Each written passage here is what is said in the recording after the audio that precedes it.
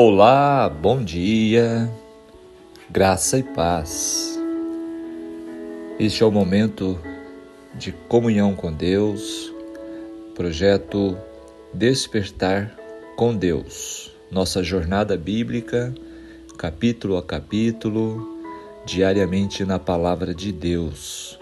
Você é muito bem-vindo ao nosso canal e a este momento de comunhão com Deus. Hoje nós vamos estudar o capítulo 5 do livro de Êxodo. Este capítulo nos traz o tema A Resistência de Faraó. Vamos então, nesta sequência deste relato, desta história bíblica muito especial, muito impressionante, onde Deus estava trabalhando de forma intensa na libertação do seu povo da escravidão do Egito. O capítulo 5 de Êxodo é um capítulo significativo do livro de Êxodo, pois narra o início da luta dos israelitas contra a opressão do faraó egípcio. Mostra as respostas contrastantes dos israelitas e de seus líderes ao agravamento de sua situação. Embora os israelitas, inicialmente, tenham esperança e fé em Moisés e Arão como seus libertadores, seu otimismo desaparece rapidamente à medida que a crueldade do faraó se intensifica. Alguns deles até se voltam contra Moisés e o culpam por sua situação ainda pior, pois sentem que suas ações só pioraram as coisas para eles.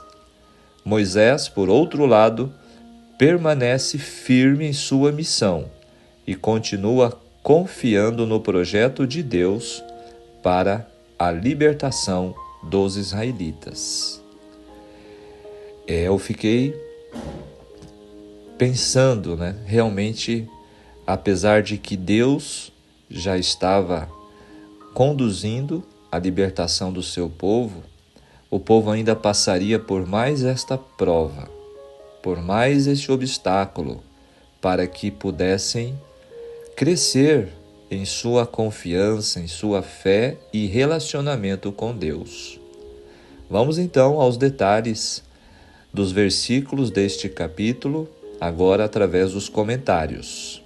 Se você puder, acompanhe aí na sua Bíblia os versículos e seus comentários.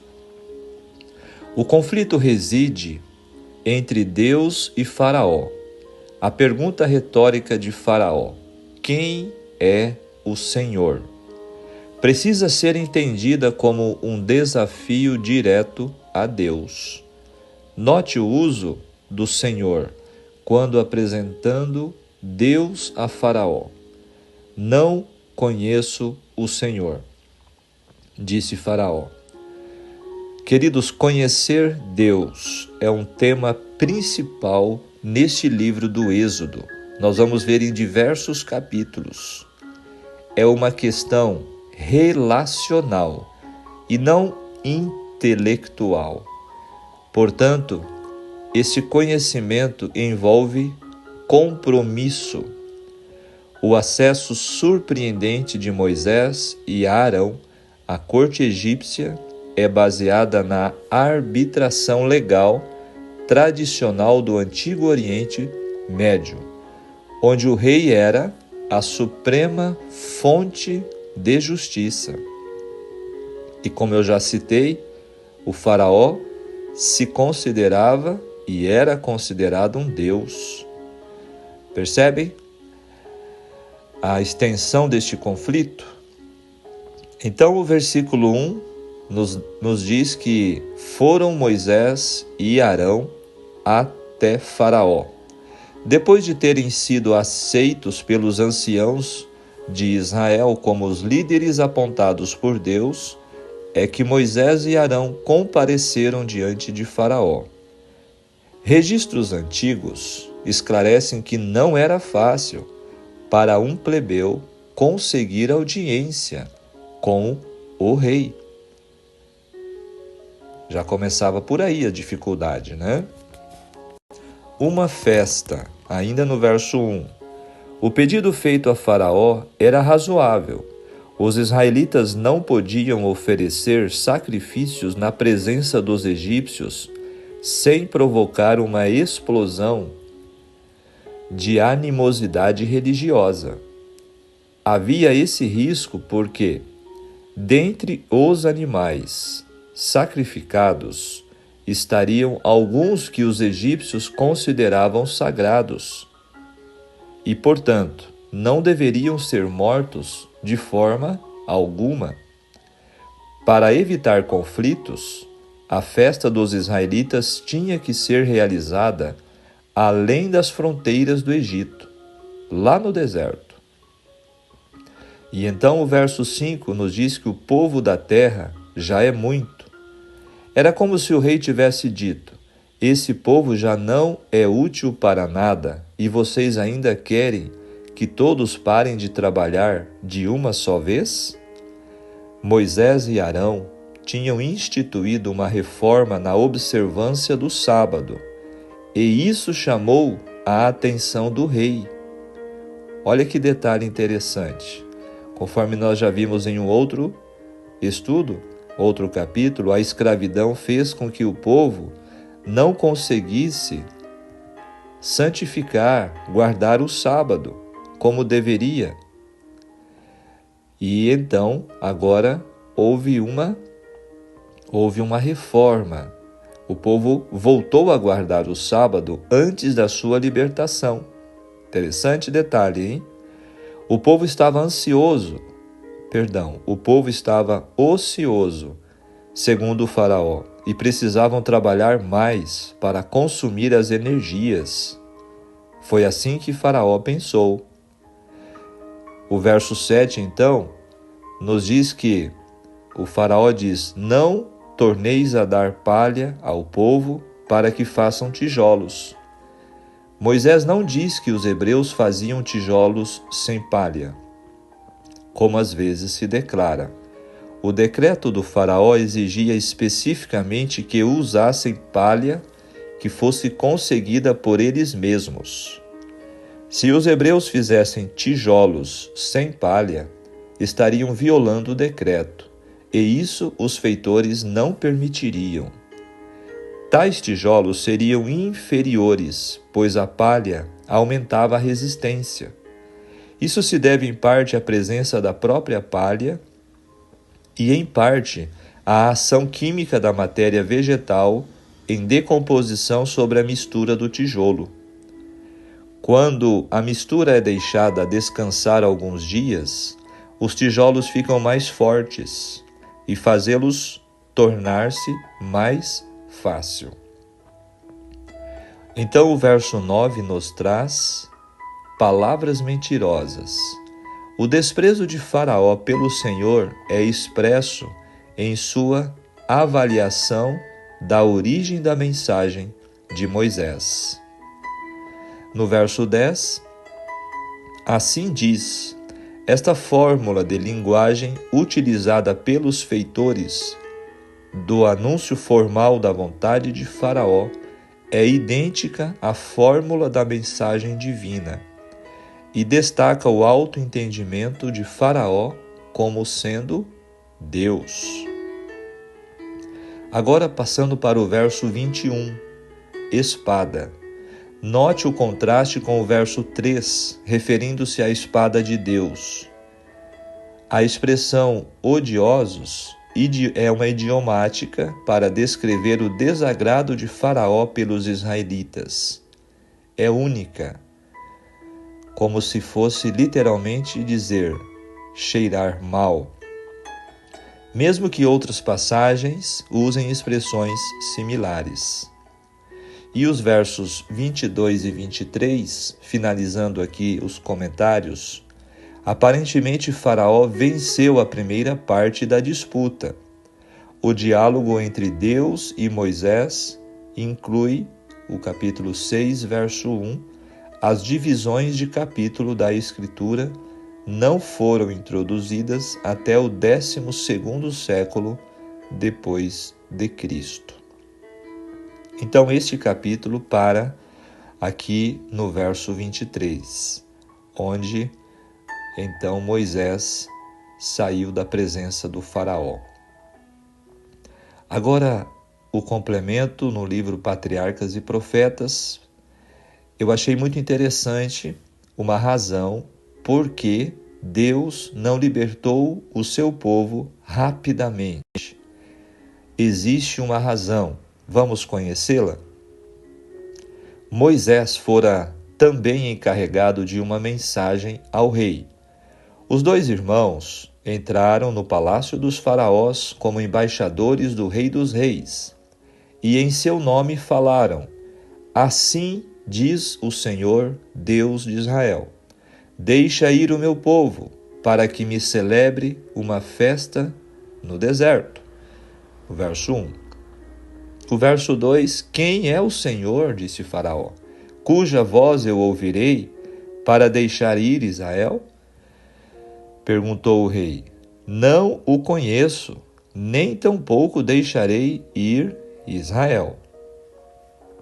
A resposta deles foi, o Deus dos Hebreus nos encontrou, portanto, deixa-nos agora ir caminho de 3 dias ao deserto para que ofereçamos sacrifícios ao Senhor e ele não venha sobre nós com pestilência ou com espada. As notícias a respeito deles e do interesse que estavam provocando entre o povo já haviam atingido o rei. Sua ira se acendeu. Moisés e Arão, por que fazeis cessar o povo de suas obras? Disse ele, ide a vossas cargas. Já havia o reino sofrido perda pela interferência desses estrangeiros. Pensando nisto, ele acrescentou, eis que o povo da terra já é muito e vós o fazeis abandonar as suas cargas. Agora está aqui a explicação. Em seu cativeiro, tinham os israelitas até certo ponto perdido o conhecimento da lei de Deus e haviam se afastado de seus preceitos. O sábado tinha sido geralmente desrespeitado e as cobranças dos maiorais de tarefas tornaram sua observância aparentemente impossível. Mas Moisés mostrara a seu povo que a obediência a Deus era a primeira condição de livramento, e os esforços feitos para restaurar a observância do sábado vieram a ser notados pelos seus opressores. O rei, inteiramente desperto, suspeitou dos israelitas o intuito de se revoltarem de seu serviço. O descontentamento era o resultado da ociosidade. Ele faria com que nenhum tempo lhes fosse deixado para se formularem planos perigosos. Olha só na mente do rei o que é que se passou. Ele estava sempre pensando em uma revolta, do povo. Imediatamente adotou medidas para cerrar os seus vínculos e aniquilar o seu espírito independente. No mesmo dia, foram expedidas ordens que tornassem o seu trabalho, ou seja, o trabalho do povo, ainda mais cruel e opressivo. O material de construção mais comum naquele país era o tijolo cozido ao sol, e dele eram feitas as paredes dos mais belos edifícios, e então forradas com pedra, e a manufatura do tijolo empregava grande número de escravos, sendo palha cortada misturada com barro, a fim de o segurar. Grandes quantidades de palha eram necessárias para este trabalho. E o rei determinou então que não mais se fornecesse a palha. Os trabalhadores deviam procurá-la por si mesmos, sendo-lhes, porém, exigida a mesma quantidade de tijolos. Esta ordem produziu grande aflição entre os israelitas, por toda a terra. Os maiorais de tarefa egípcios tinham indicado oficiais hebreus para fiscalizar o trabalho do povo. e estes oficiais eram responsáveis pelo trabalho efetuado pelos que estavam sob o seu encargo. Quando o mandado do rei entrou em vigor, o povo espalhou-se por toda a terra, a colher restolho em lugar de palha, mas acharam impossível fazer a quantidade usual de trabalho. E por este malogro os oficiais hebreus foram cruelmente espancados. Olha que coisa terrível. Estes oficiais supuseram que sua opressão vinha dos seus maiorais de tarefas, e não do próprio rei. E a ele foram com seus pesares. Sua representação foi defrontada por Faraó com sarcasmo, quando ele disse: vós sois ociosos. Por isso dizeis: vamos, sacrifiquemos ao Senhor. Ordenou-se-lhes que voltassem ao trabalho, com a declaração de que seus encargos, em caso algum, deveriam ser aliviados. Voltando, encontraram Moisés e Arão e exclamaram a eles: o Senhor atende sobre nós e julgue isto, porque fizeste o nosso cheiro repelente diante de Faraó e diante de seus servos, dando-lhes a espada nas mãos para nos matar. Escutando Moisés estas censuras, ficou grandemente angustiado. Os sofrimentos do povo tinham aumentado muito. Por todo o país se erguia um clamor de desespero, tanto de velhos como de jovens, e todos se uniam em acusá-lo da mudança desastrosa em sua condição. Olha que situação difícil para Moisés. Mesmo com as promessas, com a certeza de que Deus estava o chamando, o enviando com esta missão, ele passou por essa primeira grande prova, né? Tanto a rejeição de Faraó, quanto agora a acusação do povo. O que será que Moisés fez? Isto me chamou muito a atenção. Olha só, com amargura de alma foi perante Deus, com o clamor: Senhor, por que fizeste mal a este povo? Por que me enviaste? Porque desde que entrei a Faraó para falar em teu nome, ele maltratou a este povo, e de nenhuma sorte livraste teu povo? Moisés foi falar diretamente com o Senhor. A resposta foi: Moisés, agora verás o que hei de fazer a Faraó, porque por uma mão poderosa os deixarei ir. Sim, por uma mão poderosa os lançará de sua terra. Novamente foi-lhe indicado o concerto que Deus fizera com os pais, e assegurou-se-lhe que o mesmo seria cumprido. Queridos, se Deus tem promessas, devemos confiar. Durante todos os anos de servidão no Egito, tinha havido entre os israelitas alguns que se apegavam ao culto de Jeová. Estes ficavam dolorosamente perturbados ao verem seus filhos diariamente testemunharem as abominações dos gentios e mesmo curvarem-se aos seus deuses falsos.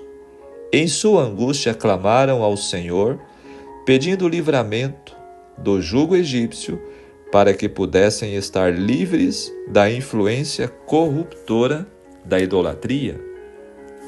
Não escondiam sua fé, mas declaravam aos egípcios que o objeto de seu culto era o Criador do céu e da terra, o único Deus verdadeiro e vivo.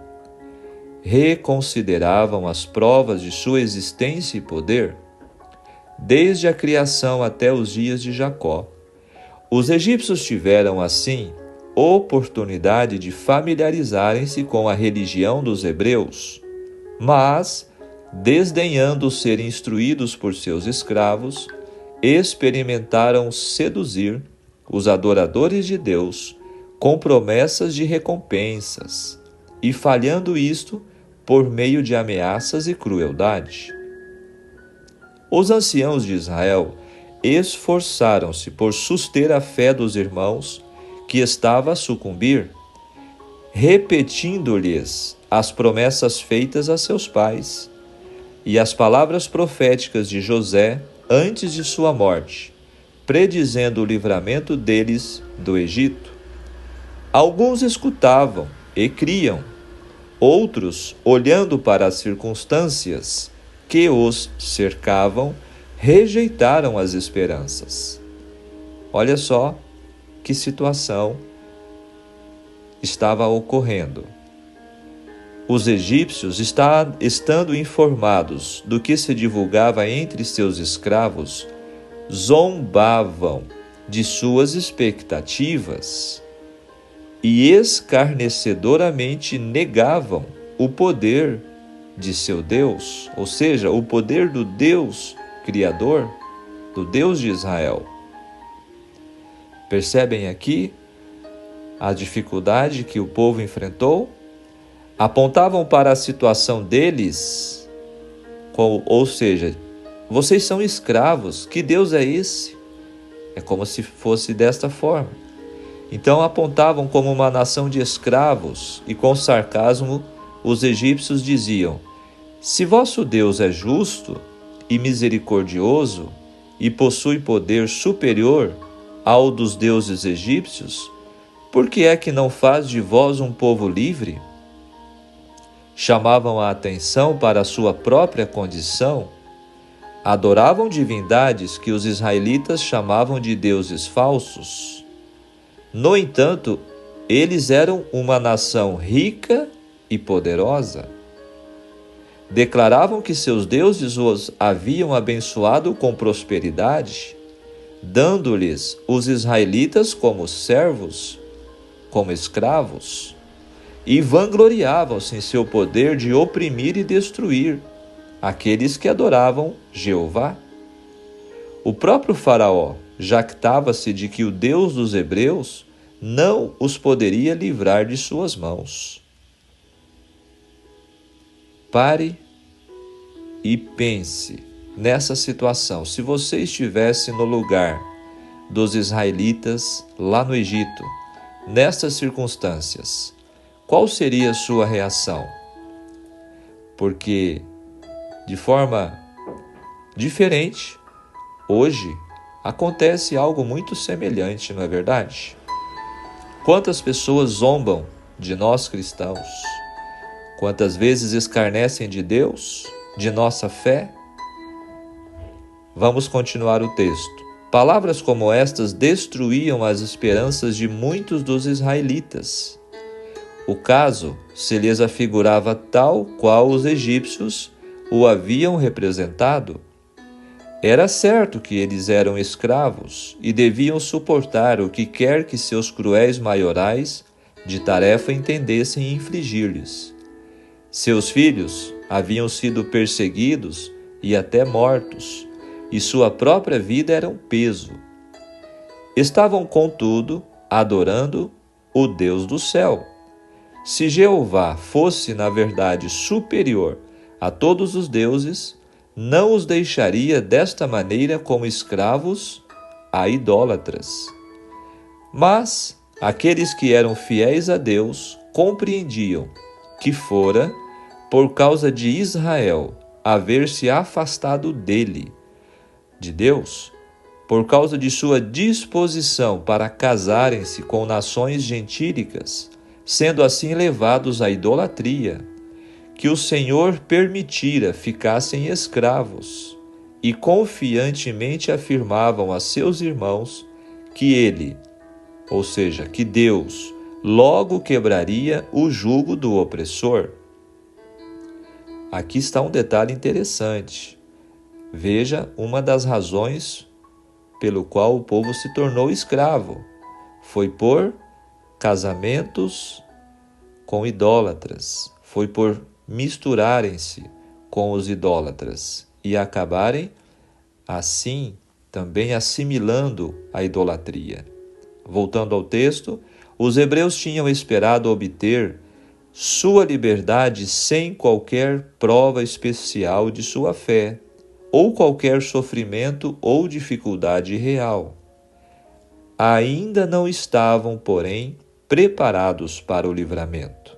Aqui está um ponto muito especial. O povo ainda não estava preparado para o livramento. Por quê?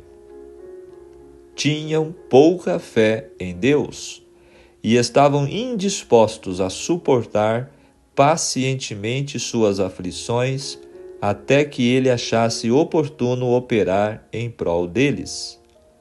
Muitos se contentavam com permanecer em cativeiro, de preferência a enfrentar as dificuldades atinentes à mudança para uma terra estranha, e os costumes de alguns se haviam tornado tão parecidos com os dos egípcios que preferiam ficar ali mesmo no Egito. Percebem? Por isso o Senhor não os livrou pela primeira manifestação de seu poder perante Faraó. Ou seja, o povo precisava desenvolver a fé. Olha que detalhe importante. Porque muitas vezes nós não somos livrados de nossos problemas rapidamente? Porque a nossa fé precisa crescer. Percebem esta lição? Deus encaminhou os acontecimentos de maneira mais ampla, a fim de desenvolver o espírito tirânico do rei egípcio e também para revelar-se a seu povo. Vendo sua justiça, seu poder e amor, prefeririam deixar o Egito e entregarem-se ao seu serviço. A tarefa de Moisés teria sido muito menos difícil se muitos dos israelitas não se houvessem tornado tão corrompidos que não queriam deixar o Egito. Queridos, este texto está no livro Patriarcas e Profetas, a partir da página 257. É um texto muito interessante, muito esclarecedor, dentro do contexto deste episódio do livramento do povo do Egito. Que detalhe importante acabamos de extrair em nosso estudo de hoje. Agora, aplicando este estudo para o nosso tempo, por mais que Deus julgue, seu foco primário é salvar.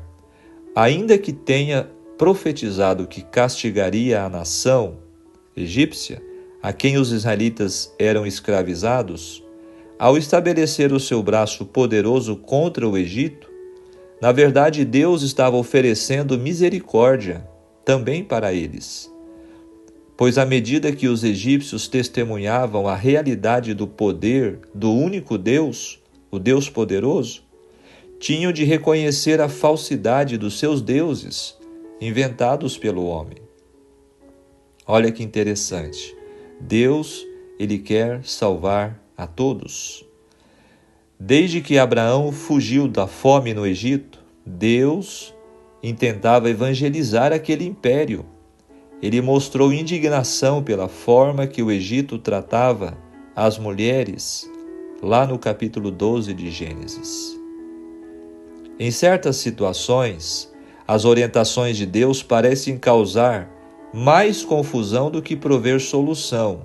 Porém, de acordo com o que o capítulo de hoje, o nosso estudo nos traz, desistir de fazer o que Deus quer nunca será uma opção para quem busca a verdadeira adoração.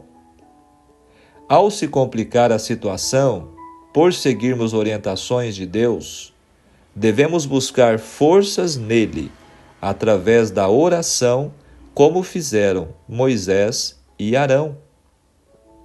Percebe mais esta lição importante no nosso estudo de hoje? Se você está fazendo a vontade de Deus, buscando ser fiel, e os problemas aumentam, não desista, lute e clame a Deus. Certamente Deus quer que seu povo pratique a celebração da vida e nunca a escravidão. Visando isso, O próprio Deus é quem provê a libertação.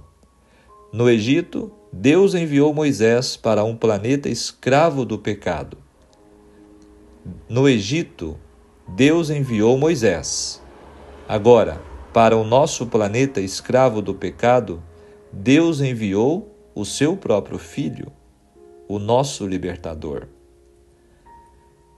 É profundo, né?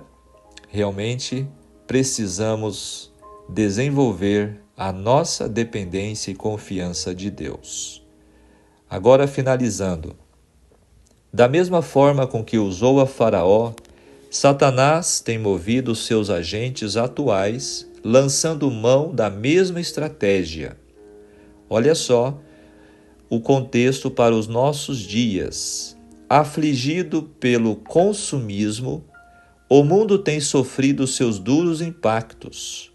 O trabalho e a busca desenfreada pela subsistência tem sido uma das principais causas, se não a maior delas, da desconfiguração da família e da falta de tempo da criatura para com o Criador. As mães, que antes eram o suporte do lar e da educação dos filhos, tornaram-se verdadeiras máquinas de trabalhar, ou seja, uma escravidão camuflada, né? Hoje, todos nós sabemos que pai e mãe muitas vezes são obrigados a trabalhar pelo sustento. É um tipo de escravidão. Os pais perderam a sua identidade como sacerdotes do lar e os filhos, doutrinados pela televisão e pela internet. O que isso deixa claro para nós? O objetivo do maligno tem sido alcançado e milhares de pessoas, ignorantes deste grande conflito, apontam como culpados seres humanos tão falíveis quanto eles. Muitos cristãos sinceros já estão sendo perseguidos por sua fidelidade ao Senhor, no que diz respeito ao seu mandamento. 6 dias trabalharás e farás toda a tua obra, mas o 7º dia é o sábado do Senhor, teu Deus. Não farás nenhum trabalho. Coincidentemente, hoje, de forma excepcional, o nosso estudo está sendo realizado, esta meditação, no dia do sábado.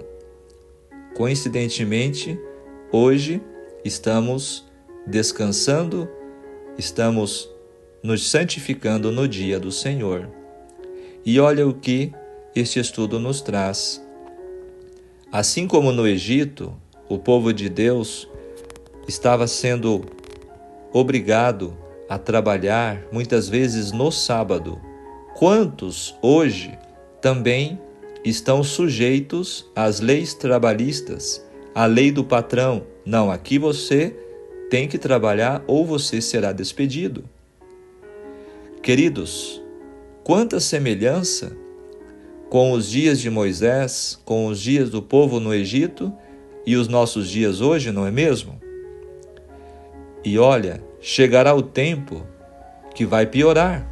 Satanás mobilizará os governantes da terra na obra de obrigar os filhos de Deus, através de lei, que nós chamamos de decreto dominical e leis dominicais, a transgredir a santa lei. E a respeito do trabalho aos sábados, ser-nos-á ordenado como foi Faraó com o povo: ide, pois, agora e trabalhai. E qual será, pois, a nossa decisão? Você que está me ouvindo neste momento, você tem sido fiel ao mandamento de Deus que diz claramente em Êxodo capítulo 20, verso 8 em diante: lembra-te do dia do sábado para o santificar? Queridos, este é o mandamento do Senhor, escrito pelo seu próprio dedo. Mas o mundo, os faraós de hoje, eles estão falando: você tem que trabalhar no sábado. Será que, como Moisés, nos tornaremos para o Senhor em busca de fé, de força, de direção, de livramento, ou nos submeteremos ao jugo do inimigo? É muito importante que cada um de nós façamos a escolha certa. Afinal, são as nossas escolhas no presente que estão definindo o nosso destino no futuro. Querido, escolhe, pois, agora conhecer ao Senhor e prosseguir em conhecê-lo, pois, como está escrito, como a alva, a sua vinda é certa, e ele descerá sobre nós como chuva serôdia que rega a terra. Cristo já nos garantiu a vitória final. Amém? Fiéis servos do Senhor, que Deus te abençoe, que Deus te fortaleça em sua decisão ao lado de Deus. Por mais que tudo pareça emaranhado, pareça difícil, por mais que pareça que não vamos suportar as aflições, mas Deus é fiel e Ele promete libertar e salvar todos aqueles que se submeterem a Ele. Que Deus seja grandemente louvado e honrado por essa palavra que nos trouxe no estudo de hoje. E agora eu quero orar com você. Nosso amado Deus, querido e bom Pai celestial, te agradecemos, Senhor, pelo novo dia, pela sua misericórdia que se renova mais uma manhã. Obrigado, Senhor, pelo nosso despertar contigo, cada manhã, cada dia, e pela sua graça, misericórdia e proteção com cada um de nós. Senhor, ajude-nos a desenvolver a nossa fé, a nossa confiança e sentirmos cada vez mais a nossa dependência de Ti.